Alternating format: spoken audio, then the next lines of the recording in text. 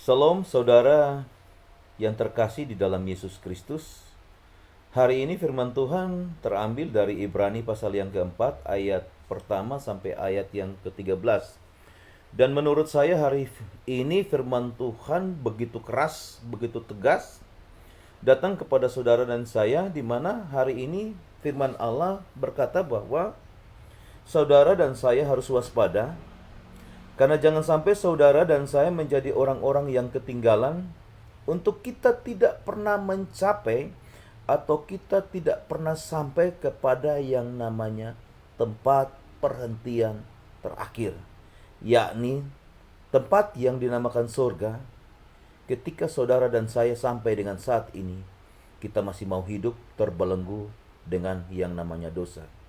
Saudara, kita bisa melihat di bagian ayat yang ketiga juga dikatakan bahwa di dalam murkanya yang bernyala-nyala, Allah mengatakan kepada bangsa Israel yang saat itu dibawa oleh Nabi Musa dari tanah perbudakan Mesir menuju ke tanah perjanjian atau tanah Kanaan.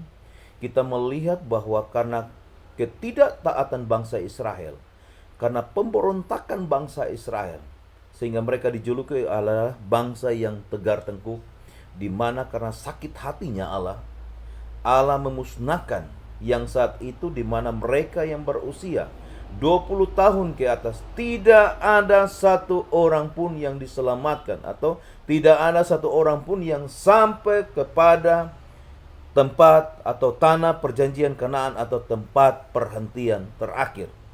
Saudara-saudara, sehingga saat itu yang bisa dibawa oleh Yosua untuk masuk ke tanah Kanaan atau perjanjian hanya mereka yang berusia 20 tahun ke bawah.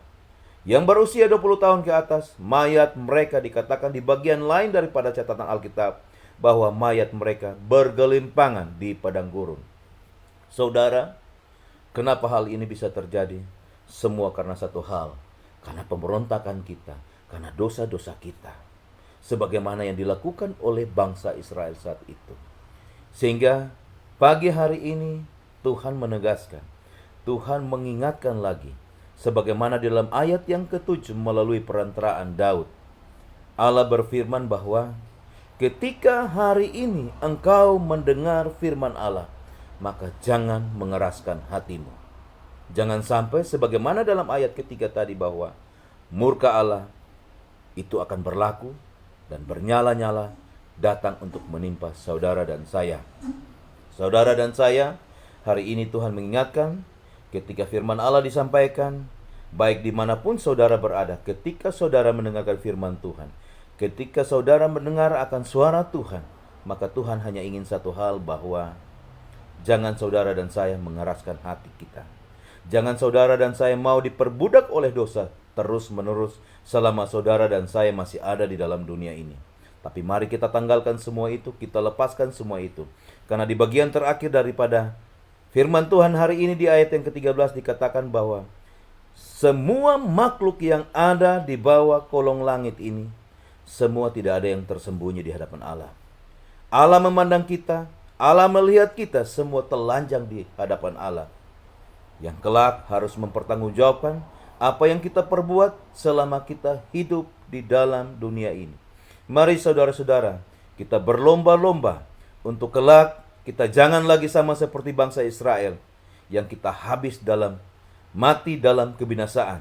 Tapi mari saudara-saudara kelak, sehingga apa yang namanya tempat perhentian terakhir saudara dan saya, ketika kematian itu mendatangi saudara dan saya secara pribadi demi pribadi, maka tempat perhentian yang terakhir, yang kekal, yaitu surga, akan menanti saudara dan saya. Tuhan Yesus selalu menyertai, memberkati, dan biarkan roh Tuhan menuntun setiap perjalanan kehidupan saudara dan saya.